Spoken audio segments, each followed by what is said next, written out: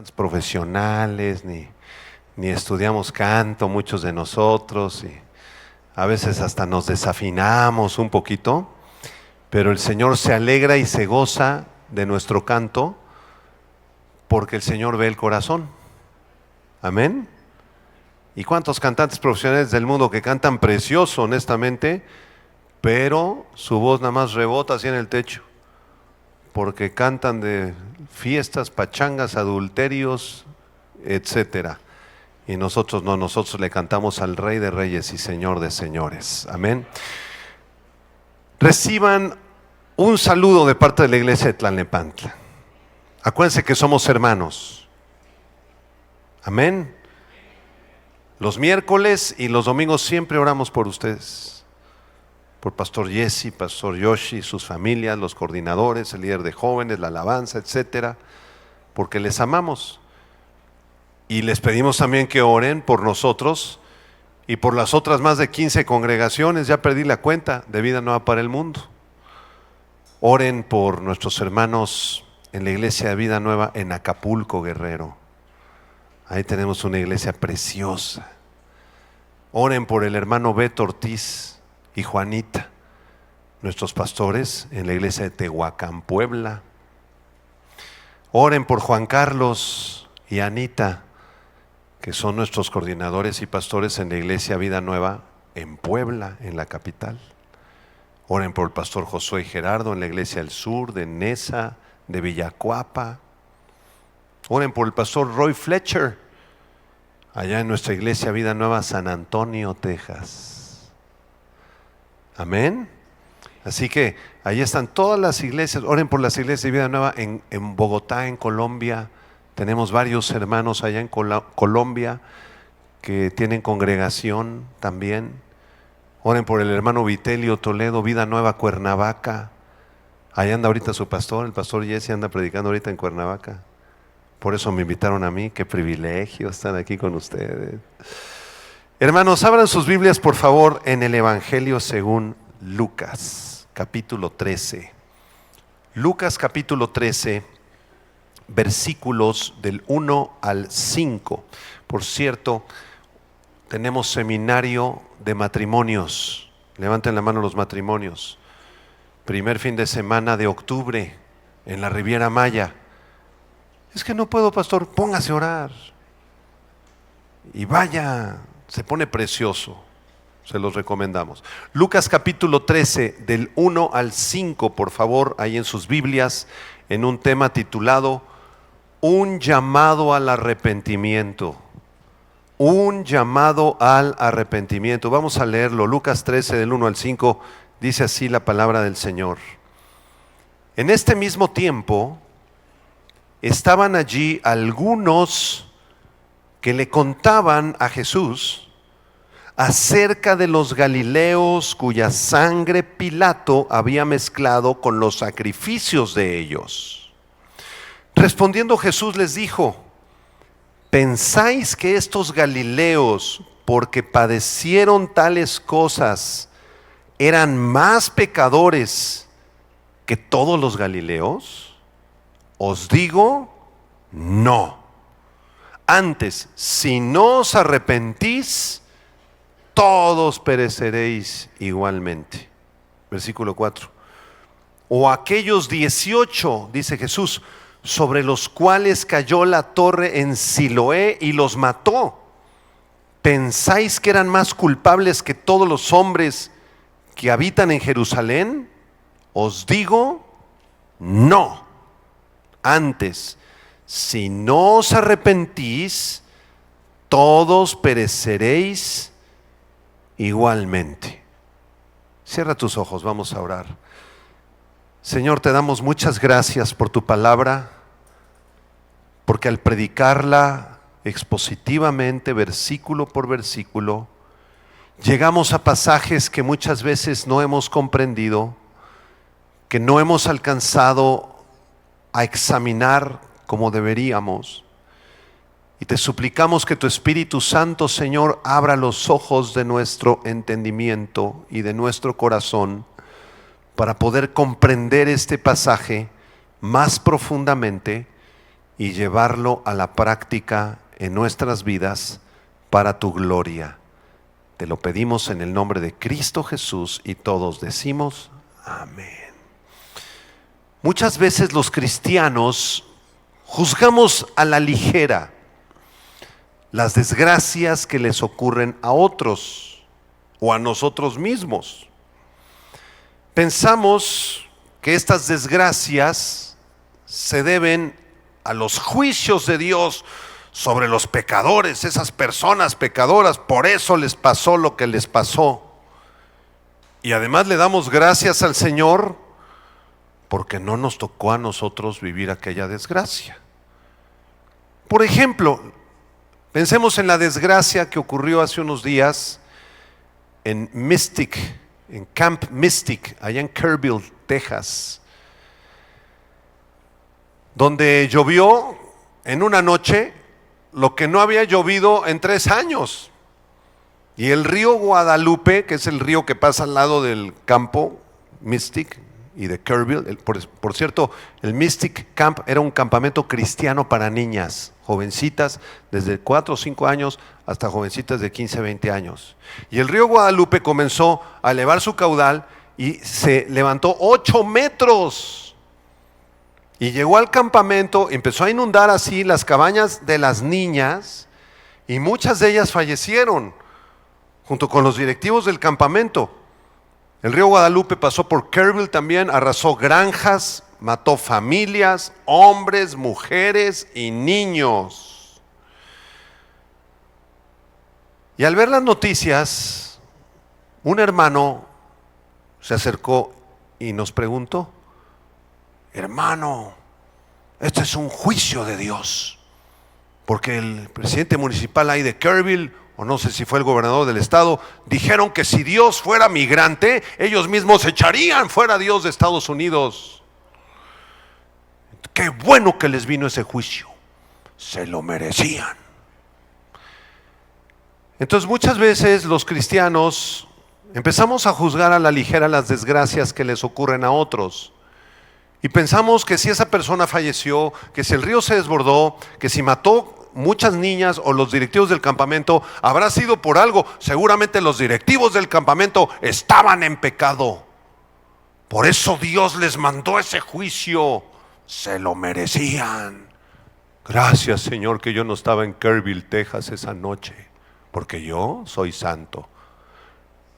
Y muchos se ponen en ese plan, pensando que si a nosotros no nos tocó esa desgracia es porque nosotros somos al menos un poquito mejores moralmente que ellos. Pero hermanos, ¿piensa Dios así? Vamos a ver este texto. Regresemos a Lucas 13, versículo 1. Dice aquí en el verso 1 que en ese mismo tiempo, en aquel mismo tiempo, cuando Jesús les enseñó las parábolas del capítulo 12, del rico insensato, les enseñó acerca del afán y la ansiedad, de los tesoros en el cielo, etcétera. En aquel mismo tiempo estaban allí algunos. ¿Quiénes son esos algunos? No sabemos, probablemente sus discípulos, algunos de los discípulos más lejanos de Jesús. Y entonces se acercaron con Jesús y le contaban acerca de los galileos cuya sangre Pilato había mezclado con los sacrificios de ellos. Al parecer, algunos adoradores galileos fueron condenados a muerte por el malvado gobernador Pilato. ¿Por qué? Porque tal vez eran partidarios de un partido político que había ahí en el siglo I en Israel, que se llamaba el partido político de los celotes, con Z. Los celotes eran judíos que odiaban a Roma e incitaban a todos a la violencia. Hacían manifestaciones violentas delante de los gobernadores romanos, les tiraban piedras, los insultaban, maldecían a Roma y por lo tanto Roma los perseguía a ellos también. Probablemente estos adoradores que fueron al templo pues eran del partido político de los celotes. Un comentarista dice lo siguiente: no se sabe nada de este incidente, Pero según el historiador Flavio Josefo, en el documento Vida, capítulo 92, los judíos de Galilea se sublevaban frecuentemente contra el gobierno romano. Tal vez estos galileos participaran en una rebelión, es lo que estamos diciendo aquí. Es decir, la Biblia no nos da ninguna información de estos galileos que murieron en el templo, más que en Lucas 13:1. Son palabras de Cirilo, abro comillas. Los galileos que se mencionan en este versículo eran los sectarios de Judas de Galilea.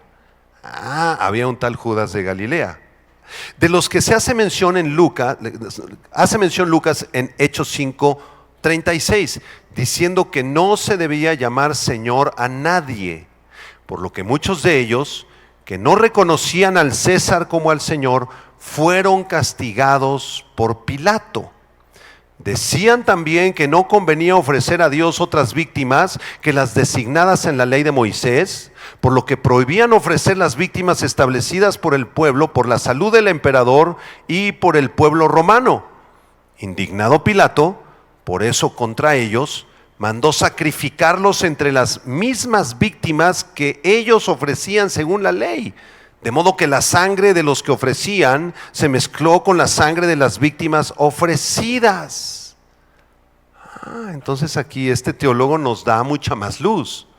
Había un tal Judas de Galilea, al norte de Israel, que bajaban al templo de Jerusalén, él con sus discípulos, y ofrecían sacrificios, como lo enseña la Biblia en Éxodo, en Levítico, en Números. Traían sus chivitos, traían sus aves, traían cabras, lo que fuera. Y entonces entraban al templo y ahí sacrificaban esos animales. Pero este rebelde Judas de Galilea les había enseñado a sus discípulos que no le llamaran Señor a nadie más que a Dios. Entonces cuando los romanos venían al templo y traían también animales y decían, miren, el emperador está enfermo. La hija del gobernador tiene una enfermedad terrible, ¿sí? Miren, mi esposa tiene fiebre, ofrezcan a su Dios sacrificios, aquí nosotros les damos los animales. Ellos se negaban, no vamos a ofrecer ningún sacrificio a favor de tu esposa, ni del emperador, ni de nadie, porque nadie es Señor, sino solo Dios. Entonces Pilato supo de esto y mandó unos soldados, mientras ellos estaban adentro del templo, hermanos, ofreciendo los animales que la ley de Dios les mandaba ofrecer. Pilato manda a estos soldados y ahí mismo los degollaron a los adoradores, a los discípulos de este tal Judas de Galilea, y se mezcló la sangre de los animales con la sangre de ellos. ¡Qué barbaridad! Lean otra vez Lucas 13:1, ahorita le van a entender mejor después de esta explicación. A ver qué dice Lucas 13:1. En este mismo tiempo estaban allí algunos que le contaban acerca de los galileos cuya sangre Pilato había mezclado con los sacrificios de ellos. Vamos al versículo 2. Respondiendo Jesús les dijo, ¿pensáis que estos galileos, porque padecieron tales cosas, eran más pecadores que todos los galileos? Los discípulos que se acercaron a Jesús a platicarle este evento querían saber la opinión de Jesús, porque entre ellos mismos, entre estos discípulos, había una teoría. Ellos platicaban y decían, ¿te acuerdas de los galileos que mandó matar Pilato en el templo y que mezclaron su sangre con la sangre de las víctimas? ¡Qué bueno que se murieron! Porque eran unos rebeldes. Eran discípulos de un tal Judas de Galilea y ese era un rebelde, se lo merecían. ¡Qué bueno que los mataron! Porque ellos mismos se sentían superiores a los que habían muerto. ¿Ya entendió? Entonces aquí el Señor Jesucristo les hace una pregunta. ¿Ustedes creen que esos galileos que se murieron porque padecieron tales cosas eran más pecadores que todos los galileos? Vean el verso 13, ahí está la respuesta. Os digo, no. A ver, digan conmigo, no. La respuesta era obvia, porque aquellos galileos asesinados en el templo por su rebelión no eran más pecadores que todos los demás. Porque todos los hombres y mujeres del mundo nacimos siendo pecadores, somos pecadores y estamos destituidos de la gloria de Dios. Regresando al ejemplo de Kerrville, si tú eres de los que dice, ay, qué bueno que yo no estaba en Kerrville, que no mandamos a mi hijita a Kerrville, qué bueno que no nacimos en Texas, que estamos aquí en Metepec, que somos aquí de Atizapán de Zaragoza, Señor. Pero si tú mandaste ese juicio, es por algo, Señor, porque seguramente eran pecadores. Las familias y los líderes del campamento eran pecadores. Gracias, Señor, que yo no soy como ellos. Si tú piensas así, estás en un gravísimo error y Jesús te dice, no, digan otra vez, no. Así no es la teología. Porque esos dirigentes del condado de Kerrville hayan dicho lo que hayan dicho, si son creyentes, si no son creyentes, si son cristianos, si son ateos, sean lo que sean, tú no eres mejor que ellos, ni yo tampoco. Todos somos pecadores. Para Dios no hay pecados grandes ni pequeños, no hay pecados veniales ni mortales. Todos hemos pecado y estamos destituidos de la gloria de Dios. Esa es la enseñanza bíblica. Romanos capítulo 3. Vamos por favor a Romanos.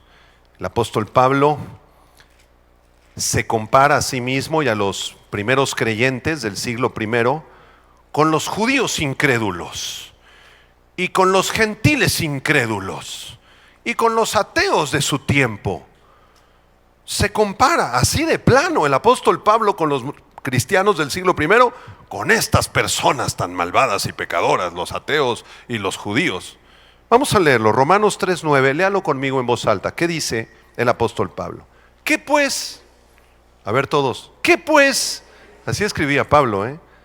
¿Qué pues?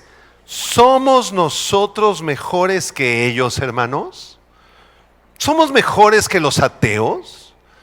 ¿Somos mejores que los ladrones? ¿Que los mentirosos y que los incrédulos? Siga leyendo en voz alta. En ninguna manera.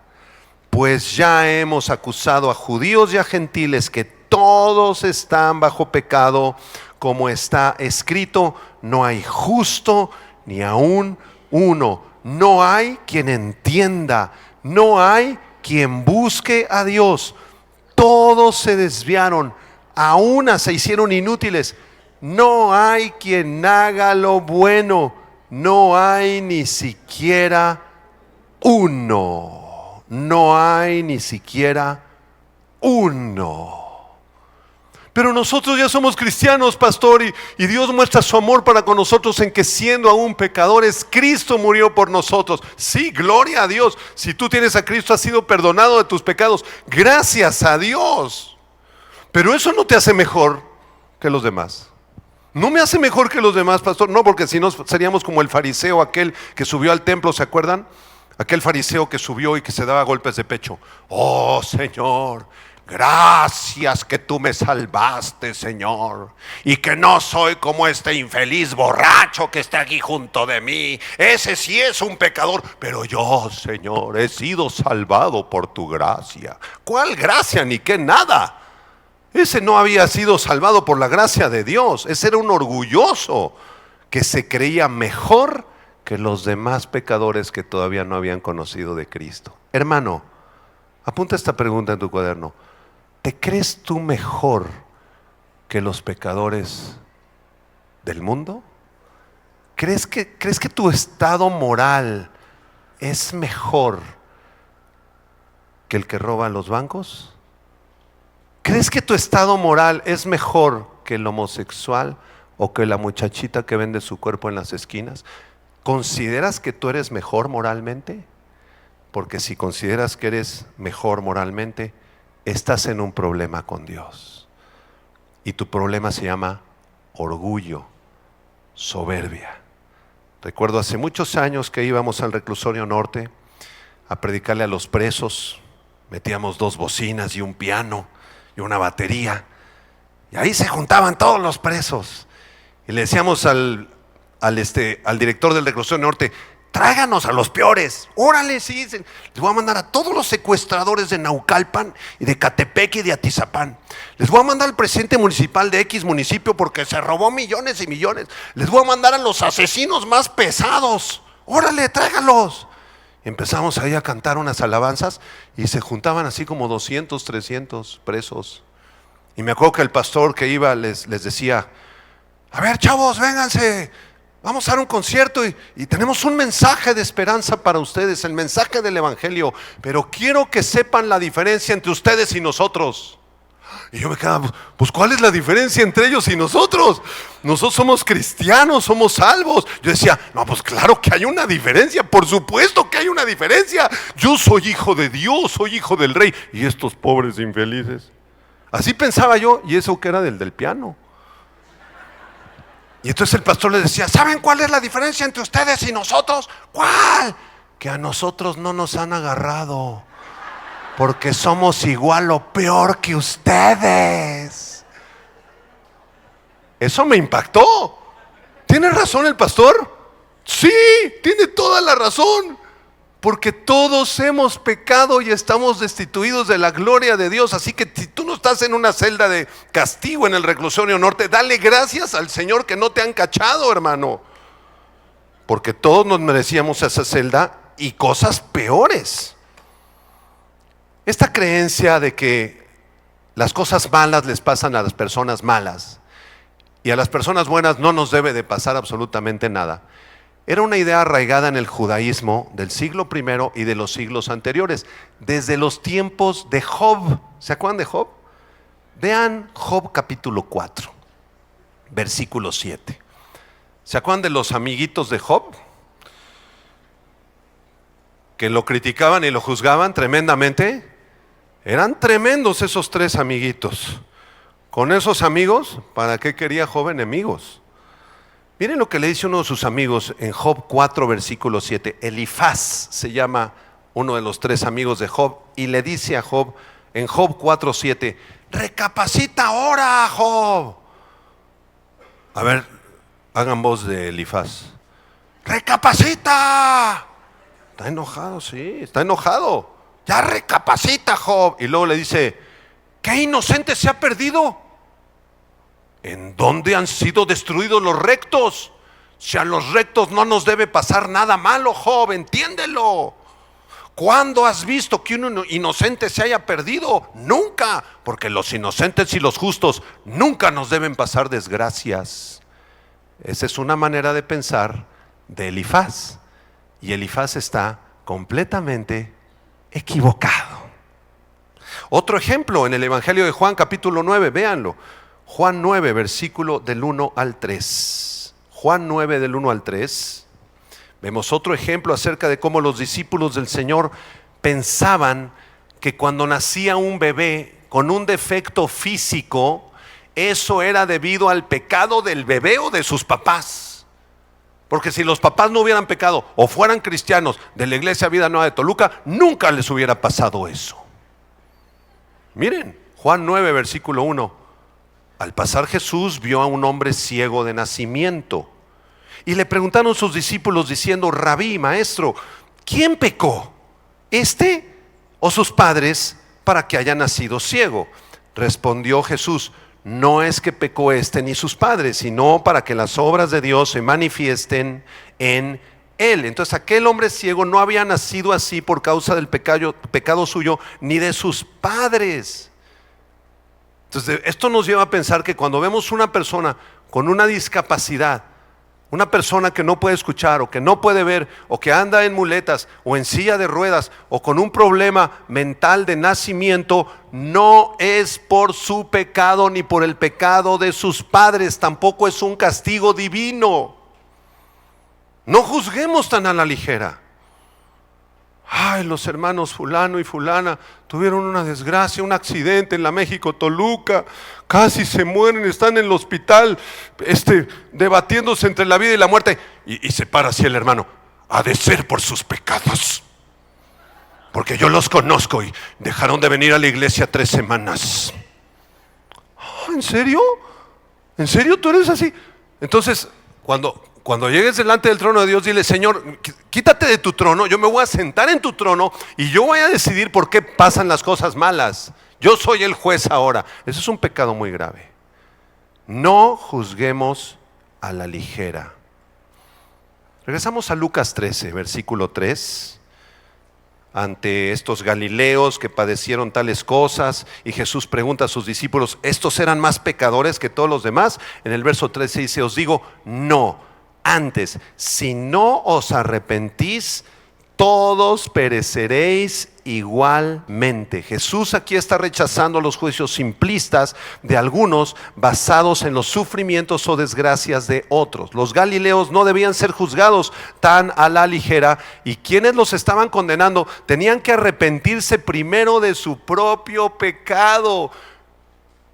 No te ocupes de los pecados de los demás. No te ocupes de los pecados de los demás.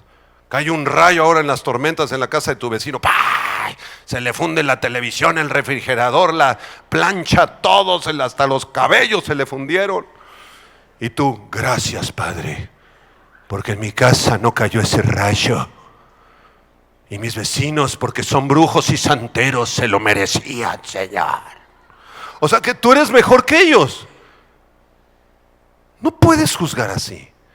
No te preocupes del pecado de tus vecinos santeros. Ocúpate de tu propio pecado primero, porque tú y yo le vamos a dar cuentas a Dios de todos nuestros actos. Toca a dos personas y dile, tú le vas a dar cuenta de tus actos. Aunque estés chiquito y tengas 12 años, también. ¿Por qué le vamos a dar cuenta a Dios de nuestros actos? Porque Él nos creó. Desde el huerto del Edén creó un hombre llamado Adán, y de su costilla una mujer llamada Eva. Él nos creó en el vientre de nuestra madre, ¿no es cierto? Tú no escogiste nacer, tú naciste por la gracia de Dios. Porque de los 30 millones de espermatozoides de tu papá, fue uno el que fecundó el óvulo de tu mamá. 30 millones de opciones y naciste tú. ¿No ese es un milagro? Entonces, si Dios concedió que ese milagro ocurriera y que tú y yo estemos con vida aquí y Él nos puso en esta tierra, Él tiene derecho a pedirnos cuentas, ¿no es verdad? Porque Él nos puso en esta tierra. Hebreos capítulo 4, versículo 13. Mientras lo buscan, les platico que ayer fui a ministrar una boda. Bien bonita la boda, no, estuvo bien padre.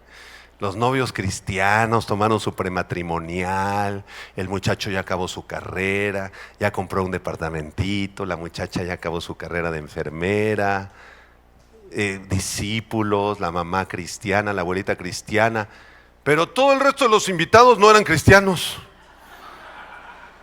Como 100, nada más éramos como 5 cristianos, el pastor, mi esposa, yo y ellos. Y me dice el novio, órale pastor, predíqueles. No, pues amén, para eso vine. Y entonces les leí este versículo y se enojaron, hermanos. No les gustó, porque les dije ayer en la boda a los 100 invitados que no conocen del Señor, que un día van a tener que darle cuentas a Dios. Y lo crean o no, van a tener que enfrentarse delante de Cristo y darle cuentas por cada pensamiento y cada acción que tuvieron. Lo creas o no lo creas. El hecho de que lo creas o no lo creas no lo hace cierto. Lo que lo hace cierto es que está en la palabra de Dios. Se molestaron y se incomodaron así. ¿Soy yo mejor que ellos?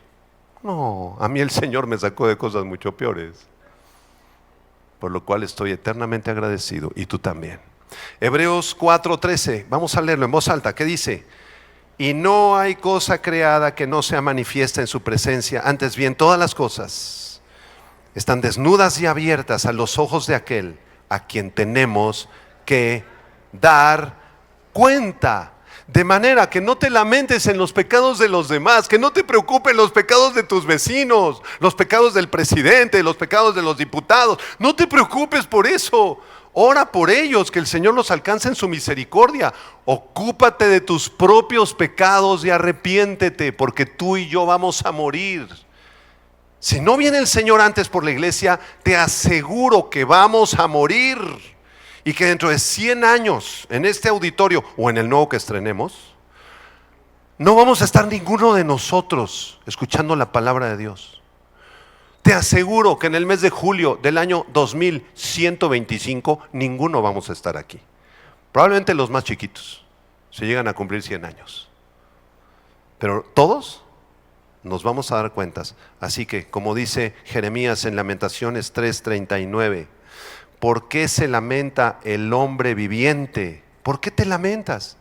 ¿Por qué juzgas a los de Kerrville? ¿Por qué juzgas a los diputados, a la presidenta? Laméntese el hombre en su pecado, dice Jeremías. Ocúpate de lo tuyo, ocúpate de tu cuenta. Arrepiéntete, arrepiéntete. Vemos entonces cómo Cristo cuestiona la noción popular de que algunos pudieran tener cierta superioridad moral. Nadie es superior a otro. Todos pereceremos igualmente, y si no tenemos a Cristo como Señor y Salvador, vamos a tener que ser condenados a una eternidad sin Dios en el infierno. Esa es la realidad.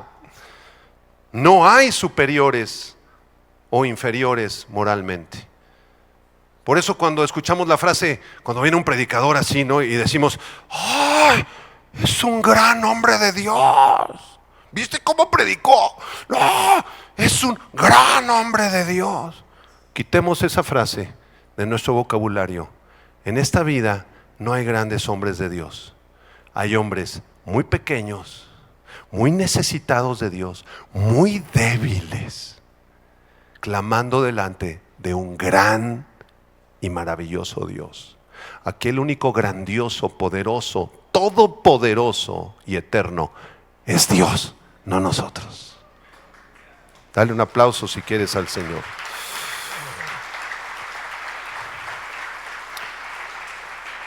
Vamos al versículo 4 y 5. Regrésate a Lucas 13, versículo 4. Jesús les pone otra ilustración parecida.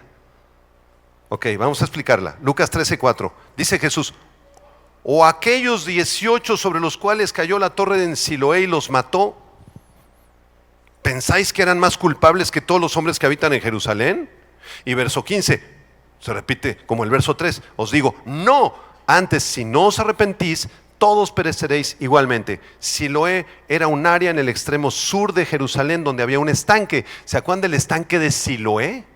Que aparece ahí en Juan 9, del 7 al 11. Bueno, ahí al lado de este estanque de Siloé había una torre enorme y pasaba una especie de estanque de acueducto que trasladaba el agua hacia Jerusalén. Y Jesús menciona que en alguna ocasión se cayó esa torre y les cayó en la cabeza a 18 personas y los mató. Una desgracia. ¿Alguien sabe de este evento, hermanos? Nadie. Es la única vez que aparece en la Biblia, igual que lo de Galilea, igual que los galileos asesinados por Pilato. Es la única vez que aparece. Pero algunos teólogos piensan que allá en Siloé se estaba construyendo este acueducto. Entonces los romanos no contrataban otros romanos, no, ellos eran de la clase alta, hermanos. ¿Cómo iban a contratar romanos para hacer unos hoyos ahí, un acueducto? ¿A quién contrataban? A judíos. ¿Quiere usted trabajar aquí para hacer el acueducto? ¿Cuánto me va a pagar? Tanto. Sí, acepto. Y si tú eras judío y aceptabas, eras un traidor, porque estabas trabajando para Roma y recibiendo un salario de Roma, siendo tú judío. ¡Traidor! Entonces ahí estaban estos judíos trabajando y paleando y echando la tierra, y estaban allá al lado de la torre, ¿verdad? Trabajando para los romanos, recibiendo un salario de Roma, y de repente la torre, tal vez un terremoto, empezó a tambalearse y que les cae en la cabeza, hermano. 18 muertos. Y entonces los otros judíos que decían: qué bueno que les cayó la torre en la cabeza. Traidores, ¿por qué trabajaban para Roma? Oh, Jehová Dios Todopoderoso, qué bueno que les aventaste la torre de Siloé en la cabezota y que se murieron estos 18, porque nosotros nunca nos hemos vendido a Roma, Señor. Nosotros somos santos. El mismo ejemplo que los galileos. Otra vez, la misma idea. Pero Jesús en el versículo 5, el último versículo que vamos a estudiar hoy, les dice: no. Digan otra vez: no. Así no es la teología. Tú no te puedes creer superior moralmente a ningún otro pecador, porque eres igual a un pecador que necesitas de salvación. El que cree en el Hijo tiene la vida eterna, pero el que se rehúsa a creer en el Hijo no verá la vida, sino que la ira de Dios estará sobre él. La salvación ni siquiera depende de ti, depende de Dios. Jesús enseña entonces que toda la humanidad es pecadora. Esa es la enseñanza esta tarde. Y que la única solución para evitar perecer física y espiritualmente, porque un día vas a morir, y si no te cae la torre de Siloé en la cabeza, Probablemente tengas un accidente cerebrovascular, o tal vez un accidente en la México-Toluca, o tal vez en algún viaje a Acapulco te comió un tiburón, o de la forma que el Señor te quiera llamar a su presencia. Todos pereceremos igualmente. Dile a tu vecino, todos pereceremos igualmente. Y ahora tú dile, ¿y qué hago? Y tú dile, arrepiéntete. Arrepiéntete. Vamos a invertir los últimos minutos para explicar lo que es el arrepentimiento. Apunta. La palabra arrepentimiento es la palabra griega metanoía, con acento en la i. Metanoía, que significa literalmente cambio de mente, cambio de dirección, cambio de corazón. De tal forma que la persona antes de arrepentirse está caminando en sus mentiras, en sus fornicaciones, en sus pornografías, en sus hurtos, en su rebeldía contra Dios, y le gusta porque el pecado es sabroso. ¿No es verdad? Si no, no sería pecado, si no, no sería atractivo. El problema del pecado es como un anzuelo que avientas hacia al pescado y está la lombricita. Y el pescado, ¡ay! Se la saborea la lombriz. ¡Ay! Si no, no se acercaría al anzuelo. Y una vez que muerde el anzuelo, se traga la lombriz y el pescado dice, ¡ay, qué delicioso! Acto seguido, el pescador le jala el anzuelo y le destruye el hocico al pececito. Así es el pecado. Las personas que están en pecado lo hacen porque lo disfrutan. El que roba bancos lo disfruta porque gana dinero ilegal rápidamente. El que secuestra lo disfruta. Las drogas las disfrutan, el adulterio los disfrutan. Es una persona que está completamente sumergida en las tinieblas, en el pecado, va rumbo al infierno. Pero Dios envió a Cristo a morir por ellos. No es verdad. No es verdad. Y algunos pocos de ellos se han arrepentido de sus traiciones y de su pecado. Dílele junto, ahí te hablan. Poquitos, muy poquitos. Y entonces el que se ha arrepentido resucita de los muertos, se da cuenta de su gran error, se da cuenta que ha ofendido a Dios tremendamente, y entonces metanoía, cambia de dirección, cambia de mente, cambia de corazón y comienza a caminar con Dios. Comienza a amar a Dios. ¿Es esa persona mejor moralmente que todos los que dejó atrás, sus compañeros drogadictos, asesinos y secuestradores? No, no es moralmente mejor. Simplemente tiene a Cristo en su corazón, y teniendo a Cristo tiene todo. El pastor puritano Thomas Watson explica detalladamente lo que es el verdadero arrepentimiento. Es uno de mis pastores favoritos. Estoy triste porque ya no pude conocerlo. Él escribió su último libro en el año 1665. Nos separan más o menos 300 años. 300 y pico años. Pero como dejó sus libros, yo siento como si estuviera él vivo y transmite todavía. Y todas sus enseñanzas son bíblicas. Este pastor puritano Thomas Watson escribió un libro que se llama La Doctrina del Arrepentimiento, donde explica 6 etapas importantes que deben cumplirse para saber que el pecador verdaderamente se ha arrepentido. Las voy a explicar a continuación y con esto vamos a cerrar.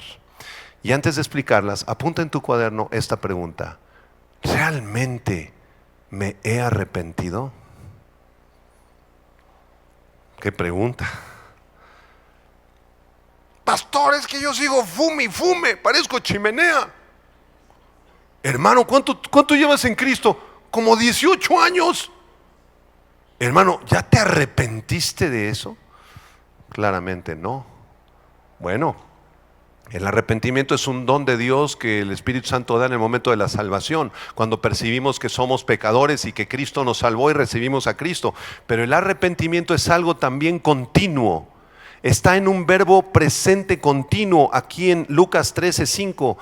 os digo que si no se arrepienten y continúan arrepintiéndose todos los días de su vida, van a perecer. El arrepentimiento no es algo que pasó solo en el pasado cuando me arrepentí, cuando me convertí, sino que es un presente continuo. Los cristianos nos arrepentimos todos los días. Vivimos una fe arrepentida. Apunta eso en tu cuaderno. Una fe arrepentida. Creemos en Cristo y nos arrepentimos todos los días. Otro pastor puritano, antes de irse a dormir, por ahí en el año 1600, se ponía de rodillas así en su cama a las 10:30, 11 de la noche. Apagaba la velita y le decía: Señor, probablemente esta noche yo muera. Y mientras yo esté soñando, profundamente dormido, tú me llames a tu presencia. Me puede dar un infarto. Y yo no quiero llegar a tu presencia sin haberme arrepentido. Señor, soy un soberbio. Hay mucho orgullo en mi corazón. No te he buscado como debería buscarte. No he ganado almas. Señor, perdóname. Me arrepiento con todo mi corazón, Señor. Y si yo muero esta noche, Señor, quiero darte buenas cuentas. Perdóname. Y pasaba minutos llorando antes de irse a dormir todas las noches. ¿Te arrepientes tú igual? ¿Cuándo fue la última vez que te arrepentiste y pasaste horas llorando delante de Dios por tu soberbia? ¿Cuándo fue la última vez, hermano? Algunos hermanos dicen: no, pastor, es que pues yo no he pecado los últimos 8 meses. No, pastor, es que yo no le pido perdón a Dios porque Él ya perdonó mis pecados pasados, presentes y futuros. Sí, eso es un hecho en la Biblia, eso es cierto, pero tú sigues pecando. Él ya no necesita perdonarte, Él ya te perdonó, pero tú sí necesitas arrepentirte. Diario necesitamos arrepentirnos. Así como nos bañamos diario, espero que todos se bañen aquí diario. ¿Por qué nos bañamos diario, hermanos? ¿Nunca se lo han preguntado? ¿Por qué no cada 15 días, cada mes, para ahorrar agua, ahora que está escasa? ¿Por qué diario, hermanos? La respuesta es muy sencilla. Porque diario nos ensuciamos, ¿no es verdad? Es igual con el pecado. Diario nos ensuciamos. Diario tenemos que venir a la presencia del Señor en arrepentimiento, en fe, con una fe arrepentida. Voy a explicar brevemente las 6 etapas que dice Thomas Watson, que demuestran que una persona se ha arrepentido. Cuidado, si falta una de las etapas, no hay arrepentimiento. Las 6 son fundamentales y necesarias para que tú puedas examinar tu propia vida y saber si te has arrepentido de un pecado, de una maldad, de lo que necesites arrepentirte, o si nada más estás jugando ahí con el Señor. Perdóname, Señor. Las oracioncitas típicas de 10 segundos. Ay, Señor, sí, me equivoqué. Perdóname, Diosito. Tú eres tan bueno y tan misericordioso. Aleluya. Y sales y vuelves a pecar. Eso no es arrepentimiento. ¿Qué es eso? Eso no es cristianismo. Es una payasada eso. Es un ciclo vicioso. Horrible. 6 etapas. Etapa número 1, apúntenlas. Número 1, voy rápido. Reconocer nuestro pecado. Reconocer nuestro pecado. Muchas personas ni siquiera reconocen su pecado. Hermano, es usted un gritón orgulloso. Usted le está gritando a su esposa. Yo gritándole, yo nunca le grito, nunca te he gritado, vieja, ¿verdad? O sea, no se da cuenta el brother. No se da cuenta. Tiene un velo aquí en los ojos. Si este hermano no reconoce su pecado, no reconoce su genio horrible, espantoso, que lastima con sus palabras, que es un soberbio, un orgulloso, un ladrón, un mentiroso, jamás se va a arrepentir. Nuestra base bíblica es Lucas 15:17, cuando el hijo pródigo volvió en sí, volviendo en sí dijo: ¿cuántos jornaleros en la casa de mi padre tienen abundancia de pan y yo aquí perezco de hambre? Este muchacho se le abrieron los ojos cuando estaba ahí entre los cerdos. Porque antes de que se le vean los ojos era un pecador, amaba el dinero, las riquezas, le pidió la herencia adelantada al papá, se largó con unas prostitutas a derrochar el dinero de la familia. Y estando entre los puercos, allí Dios le abrió los ojos. ¿Qué estoy haciendo aquí? Mi vida es una mugre, soy un pecador. Y regresó con el padre, ¿se acuerda? Si usted no reconoce su pecado, ni está dispuesto a reconocer su pecado, usted jamás se va a arrepentir. Número 2. Thomas Watson dice, no solo reconocer el pecado, sino sentir dolor por nuestro pecado. Sentir dolor por nuestro pecado, como dice el Salmo 38, 17 y 18. Pero yo estoy a punto de caer, mi dolor está delante de mí continuamente, por tanto confesaré mi maldad y me contristaré por mi pecado. De nada sirve reconocer tu pecado si no te duele, porque has lastimado el corazón de Jesús. Y ahí es donde vemos muchas de estas oraciones hipócritas. Sí, Señor, sí, la verdad sí soy un orgulloso, Señor. Pero bueno, pues, o sea, perdóname, ¿no? Perdóname, Señor. Amén, ya, lo que sigue. Qué actitud tan horrible. Eso no es cristianismo. El cristianismo es sentir dolor por tu pecado. Dolor, que te duela el alma. Y si no te duele, pídele al Señor que te humille y que te haga pedazos el corazón hasta que caigas llorando por tus pecados y por tu maldad, que sepas que estás lastimando el corazón de Jesús, tu Salvador, a quien tú dices amar. No te duele el pecado. Pídele al Señor que te humille, te quebrante con su Espíritu Santo y que sientas dolor por tu pecado. En tercer lugar, Thomas Watson dice que no es suficiente reconocer nuestro pecado ni sentir dolor por nuestro pecado, sino que número 3, debemos confesar nuestro pecado. Confesarlo. Primera de Juan 1, versículo 8. Si decimos que no tenemos pecado, nos engañamos a nosotros mismos y la verdad no está en nosotros. Si confesamos nuestros pecados, Él es fiel y justo para perdonar nuestros pecados y limpiarnos de toda maldad. Si yo digo que no tengo pecado, soy un mentiroso. Todos pecamos todos los días. Seamos honestos, hermanos. ¿Y qué debemos hacer? Confesarlo. Si Dios dice que eso es pecado, yo digo que es pecado. Si cuando estoy viendo una serie en la televisión, en Netflix, puros asesinatos, puros muertos, pura sangre, puros adulterios, y me empiezo a incomodar a los 15 minutos de la película. Uy, ¿por qué me estoy incomodando? Es el Espíritu Santo que te está incomodando. ¿Para qué estás viendo esa porquería? Eso no te santifica, eso no te edifica, estás pecando. Apaga la televisión, salte del cine y cae de rodillas. Señor, perdóname, esto no me edifica, Señor. A mi carne le gusta.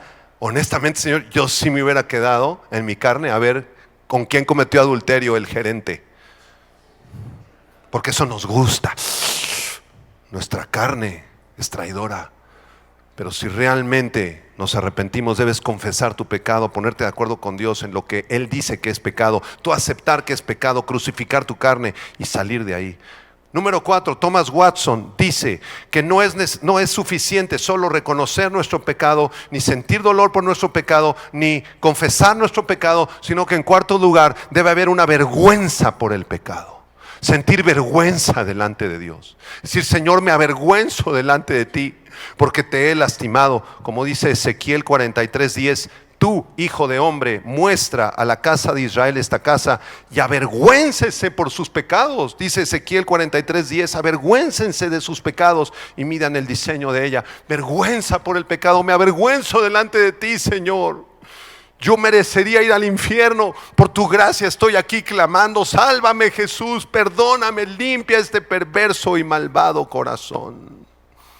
En quinto lugar, Thomas Watson dice que no es suficiente reconocer nuestro pecado, ni sentir dolor por el pecado, ni confesar el pecado, ni sentir vergüenza por el pecado, sino que en quinto lugar tenemos que llegar a odiar el pecado. A odiar el pecado. Ezequiel 36:31, os acordaréis de vuestros malos caminos, de vuestras obras que no fueron buenas, os avergonzaréis de vosotros mismos por vuestras iniquidades, por vuestras abominaciones. El que realmente se ha arrepentido llega a odiar el pecado, a odiarlo, a odiarlo. Me avergüenzo, yo consumí alcohol y ahora cuando veo alcohol y me ofrecen una lata de cerveza o vino, me da náuseas. No, ya no, llévense eso. Muchos jovencitos están atados a la pornografía. Y ahí estás, ahí viendo todas las cochinadas de personas que ni siquiera te pertenecen, porque son personas que están en la miseria espiritual, igual que tú, porque tú no eres ni siquiera mejor que ellos. Y estás atado, y hasta que tú no llegues a odiar ese pecado y clames muchas horas con mucho ayuno y mucha oración delante del Señor y sientas vergüenza por el pecado y confieses el pecado muchas horas, y el Espíritu Santo te conceda en algún momento sentir odio por el pecado. Y cuando te enfrentes otra vez con esas porquerías de la pornografía, o que pases accidentalmente por un lugar donde se está viendo eso, náuseas espirituales, te da náuseas, porque odias el pecado, lo odias, porque sabes que ofendiste a Dios brutalmente, lo odias la fornicación, odias el adulterio que destruyó a tu familia, lo odias con toda tu alma. ¿Qué le está pasando a esa persona? Se está arrepintiendo. ¿Cuesta trabajo arrepentirse, hermano? Sí, cuesta trabajo. Es necesaria mucha oración, mucho ayuno, mucha meditación en la palabra y un deseo profundo de arrepentir. Hermano, quiero dejar el cigarro. Me echo mis cigarritos.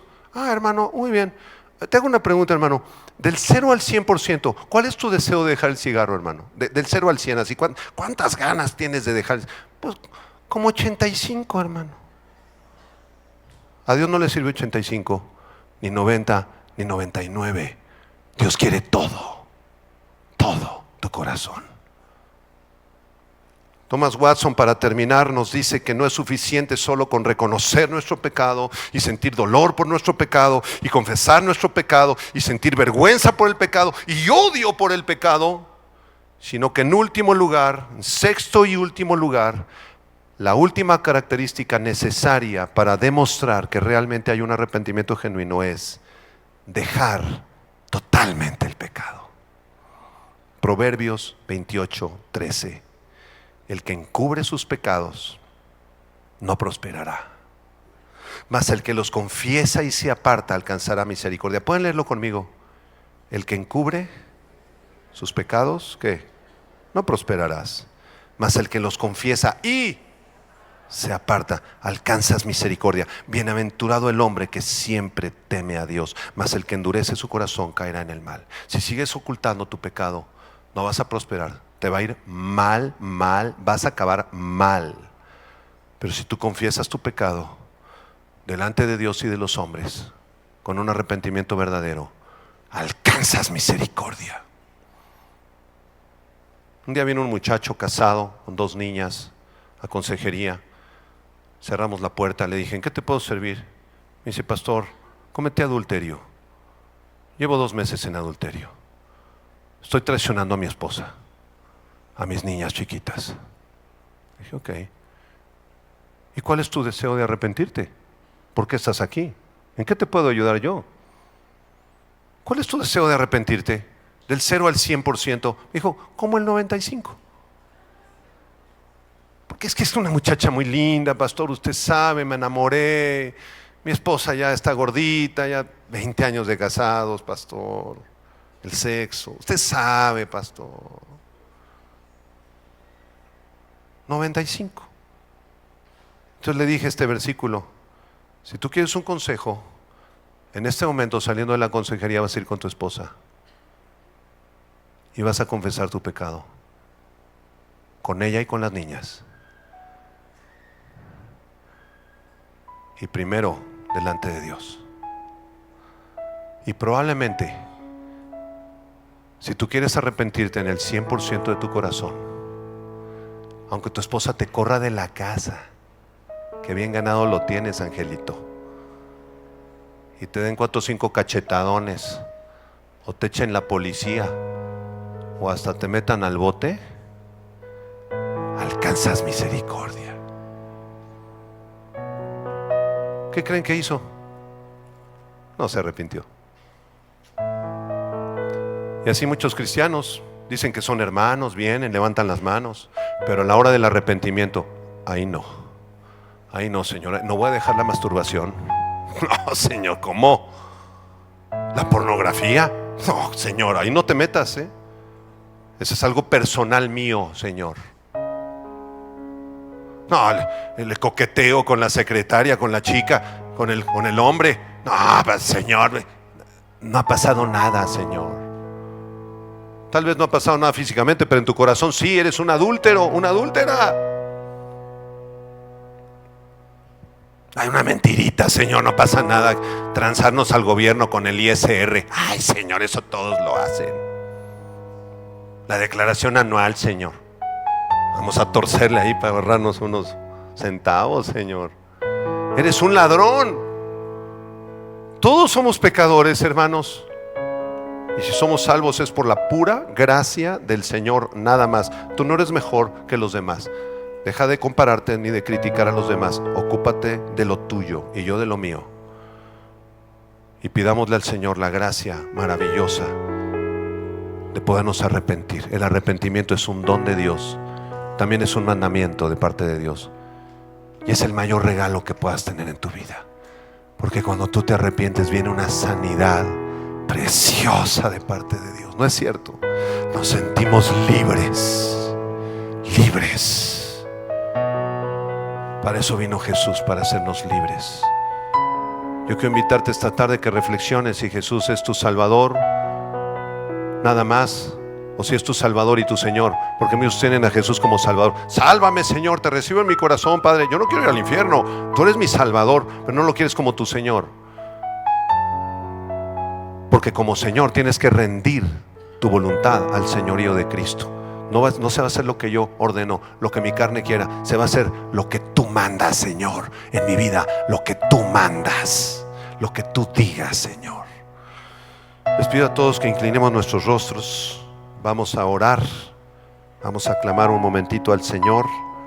Con tus ojos cerrados, yo quiero preguntarte, ¿hay algún pecado en tu vida?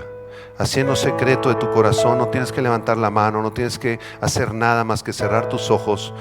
Pero si hay un pecado en tu corazón, en tu vida y en mi vida, acerquémonos a Dios. ¿Estás peleando con la fornicación, con el adulterio, con la lascivia,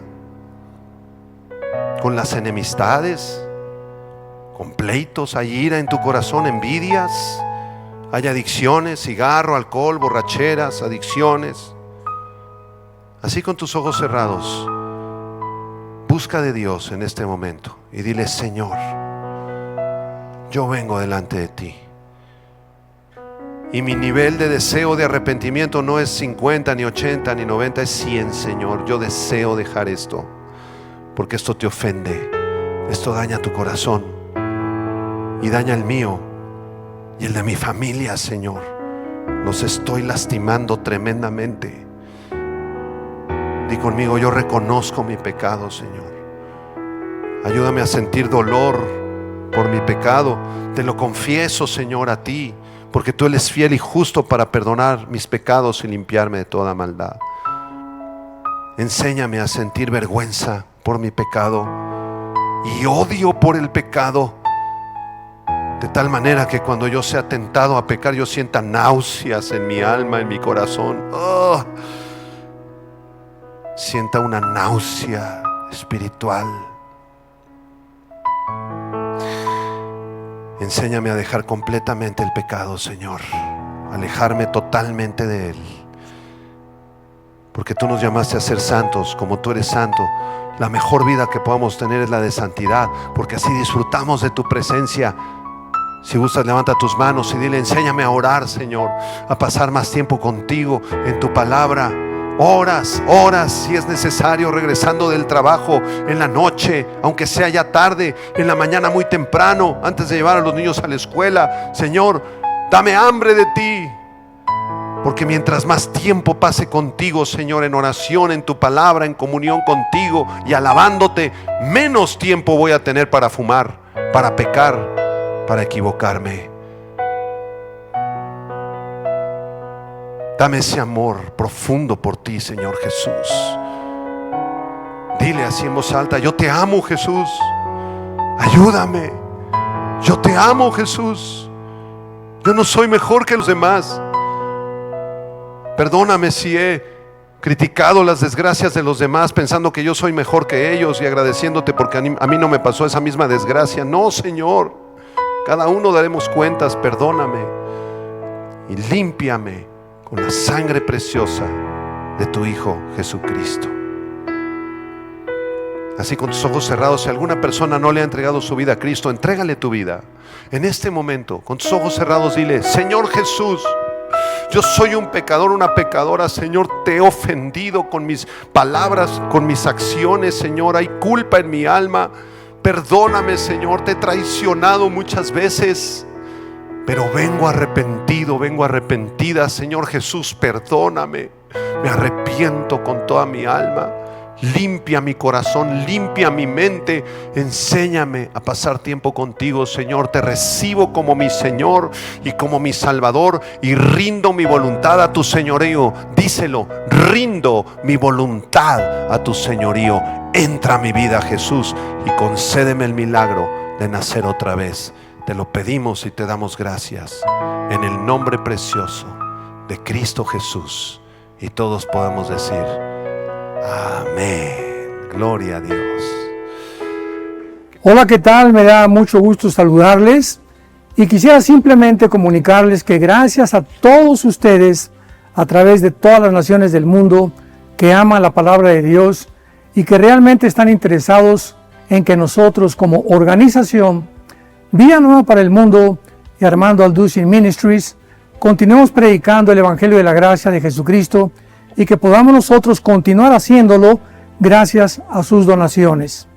Este año cumplimos 46 años de ministerio, 46 años donde hemos predicado, hemos enseñado, hemos tenido seminarios y de diferentes formas de estudios bíblicos alrededor del mundo, y hemos pensado y considerado de una forma fiel el Evangelio de la sana doctrina de Jesucristo. Nosotros, con todas estas donaciones, tenemos que sostener pastores, misioneros, obras, equipos de televisión, y aún continuamos buscando la manera de poder elevar este ministerio. Hasta este momento quiero que ustedes estén enterados que no tenemos una sola propiedad como organización, y así hemos trabajado durante 46 años porque le damos la importancia a la evangelización, a las misiones y también a los hombres de Dios para levantar más pastores. Le damos las gracias y que pueda Dios con su gracia tocar sus corazones, y que puedan ustedes invertir en un terreno donde es fructífero, porque creemos que ha producido bastante buen fruto para la gloria de Dios. Gracias, muchas gracias por sus aportaciones y por las donaciones que sabemos ustedes continuarán haciendo para que podamos continuar siendo fieles en la predicación del Evangelio de la gracia de Dios. Que Dios les bendiga.